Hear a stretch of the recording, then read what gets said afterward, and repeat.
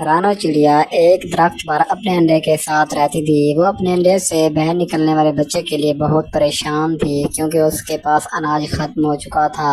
रानो चिड़िया ऐसा सोच रही होती है कि वहाँ पर गोरी कभी भी आ जाती है। क्या हुआ रानू बहन, क्यों परेशान हो? हाँ, तो तुम बहुत ज्यादा परेशान लग रही हो। क्या बताऊं गोरी बहन तुम्हें, इस जंगल में तो अनाज खत्म हो चुका है। थोड़ा बहुत मिलता है तो उसे मैं ही खा जाती हूँ। अपने बच्चे के लिए जमा नहीं कर पा रही हूँ, इसलिए मैं बहुत ज्यादा परेशान हूँ। रानो तुझे क्या बताऊं, मैं भी बहुत ज्यादा परेशान हूँ। मेरा हाल भी तुम्हारा जैसा है। मेरा भी एक अंडा है, उसके लिए मैं बहुत ज्यादा परेशान हूँ। गौरी, अगर हमें अनाज जमा करना है तो हमें जंगल से कुछ दूर जाना होगा। शायद हमें अनाज मिल जाए। फिर रानो चिड़िया दूसरे जंगल में अनाज ढूंढने के लिए चल पड़ती है। इसी तरह गोरी कभी भी दूसरे जंगल में अनाज ढूंढने के लिए निकल जाती है। अनाज ढूंढते ढूंढते गोरी कवि को गंदम के कुछ दाने मिल जाते हैं और वो नीचे उतर जाती है। अरे वाह, मुझे तो गंदम के दाने मिल गए। अब तो मेरे कुछ दिन मजे ही मजे। मैं ये बात रानू चिड़िया को नहीं बताऊंगी। उसे कैसे पता कि मुझे दाने मिल गए थे। रानो चिड़िया को अनाज नहीं मिलता खाने के लिए तो एक दरख्त पर बैठ जाती है। कोई बात नहीं, अगर मुझे आज अनाज नहीं मिला लेकिन कल मिल जाएगा। और गोरी कभी को शायद मिल गया हो, फिर हम आधा आधा कर लेंगे और मैं ऐसे जमा करती जाऊंगी, फिर अपने बच्चे को खिलाऊंगी। अगर कल मुझे अनाज मिल गया तो फिर मैं आधा खुद रख लूंगी और आधा गोरी कभी को दे दूंगी। गोरी कवि को जो अनाज मिला था वो लेकर अपने घर की तरफ रवाना हो जाती है, लेकिन मिट्ठू तो ताव से देख रहा होता है, सोच रहा होता है कि गोरी को आज अनाज कैसे मिल गया। फिर रानो चिड़िया वापस लौट आती है और बहुत परेशान होती है, सोच रही होती है कि अगर गोरी को अनाज ना मिला तो क्या होगा। रानो बहन, तुम परेशान क्यों हो? आज बहुत ज्यादा परेशान लग रही हो। क्या बताओ मिट्टू भाई, मैं इसलिए परेशान हूँ कि मैं आज पूरा जंगल छान कर आई हूँ, लेकिन मुझे अनाज कहीं भी नहीं मिला है। मैंने और गोरी ने तय किया था कि दोनों में से किसी को भी अनाज मिल गया तो आधा आधा करेंगे, लेकिन मुझे तो नहीं मिला। अब गोरी का पता नहीं उसको अनाज मिला है या नहीं मिला। चलो चिड़िया, मैंने गोरी को अनाज लेते हुए देखा है। वो अनाज लेकर जा रही थी अपने घर की तरफ। दूसरे जंगल से उसे अनाज मिल गया है।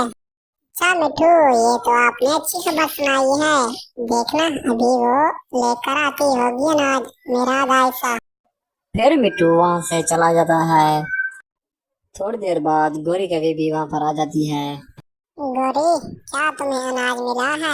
तुम दूसरे जंगल में गई थी, सुना है वहाँ कुछ न कुछ अनाज मिल ही जाता है।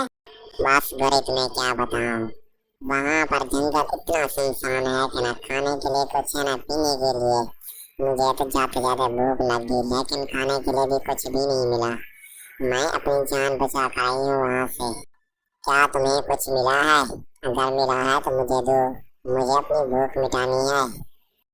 मिट्टू तोता गोरी कवि को रानो चिड़िया के पास जाते हुए देख लेता है और छुप कर उनकी बातें सुनने लगता है। गोरी, मुझे तो अनाज नहीं मिला, लेकिन तुम्हें तो अनाज मिला है। मुझसे क्यों छुपा रही हो? अपनी बात से मुकर रही हो? तुम्हें अनाज मिला है। मुझे मिट्टू तोते ने बताया है कि तुम्हें अनाज मिला है। उसने तुम्हें देख लिया था अनाज लेकर, तुम जब अपने घोंसले में जा रही थी। तो अच्छा, मिट्टू ने तुम्हें सब कुछ बता दिया है, मैं उसको छोड़ूंगी नहीं। बता दिया है तो फिर क्या हुआ? मैं अपनी बात से मुकर रही हूँ। तुम अपने लिए अपना अनाज खुद ढूंढो, मैं अपने लिए अनाज खुद ढूंढूंगी। गौरी, तुमने मुझे धोखा दिया है। आज तो तुम्हें अनाज मिल गया, लेकिन अगर तुम्हें कल न मिला तो, अगर कल मुझे मिल गया तो फिर तुम ऐसा करो, अनाज ले और आधा आधा ऐसा करते हैं। बस बस रानो, तुम ऐसे सिर्फ बातें करती रहती हो, तुमसे कुछ तो होता नहीं। आज कहाँ लेकर आई हो अनाज? मिला है तुम्हें अनाज?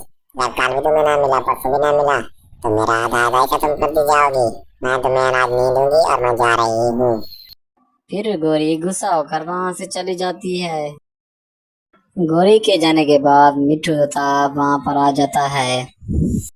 रानो, मैंने तुम्हारी बातें सुन ली हैं। तुम्हारे पास खाने के लिए कुछ भी नहीं है। मेरे पास बहुत सारा अनाज पड़ा हुआ है और मैं अकेला हूँ। मुझसे ज्यादा है अनाज। तुम ऐसा करो, मेरे घर आओ और एक बोरी दाने की दे जाओ। तोता भैया, तुम्हारा बहुत बहुत शुक्रिया। मैं तो वरना भूख से मर ही जाती, लेकिन तुमने मेरी मदद की। तुम्हारा बहुत बहुत शुक्रिया। तो दोस्तों, इस कहानी से हमें सबक मिलता है कि एक दूसरे की मदद करनी चाहिए। अगर आपको ये कहानी अच्छी लगी हो तो चैनल को सब्सक्राइब करना और वीडियो को लाइक और शेयर जरूर करना।